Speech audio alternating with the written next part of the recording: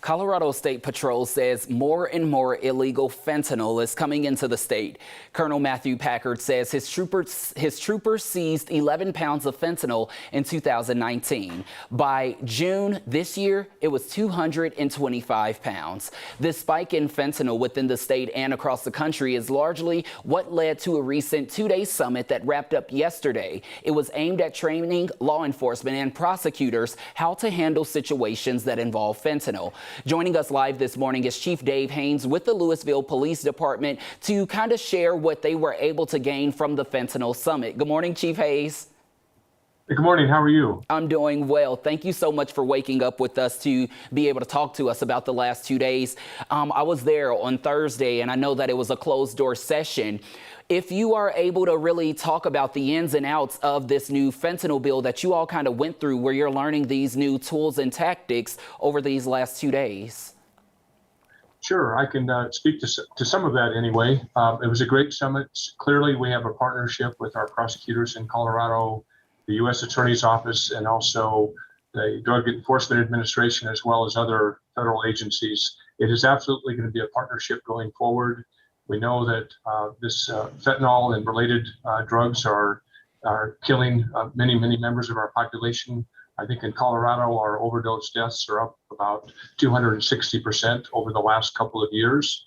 But we also know that there's a prevention piece to this. There's an education piece to this. Of course, there's an enforcement piece to this, trying to deal with the dealers, if you will, and then also the treatment piece. I had the opportunity, I served as the president-elect of the Colorado Association of Chiefs of Police, and participated or contributed to this year's legislative session. And it's clear from listening to parent after parent who lost young adults in their homes, and sometimes they were found by roommates and others, that parents do not want us to be treating these cases as, quote, overdoses anymore. They want cases investigated, which we will do. Colorado Association of Chiefs of Police is behind that. And now I think the new way of going forward for law enforcement agencies in Colorado is we'll be investigating these deaths as drug-related deaths and or poisonings. Yeah.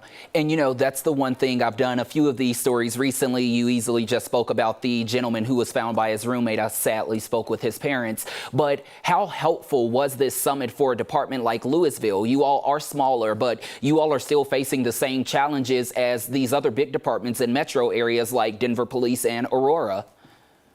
Yeah, absolutely. I think any one case is one case too many. So same investigation, same effort that has to go into it.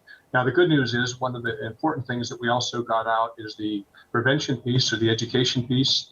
The Drug Enforcement Administration has got a great campaign, a prevention campaign that they're going to share with local law enforcement agencies.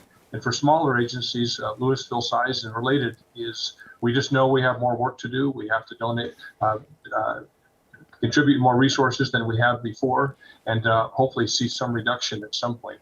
Chief, we have about maybe 45 seconds left. I want to be able to get in this last question. Walking away from this summit, do you feel confident that your department has exactly what you all need to be able to enforce this law within the next 3 weeks, starting on July 1st?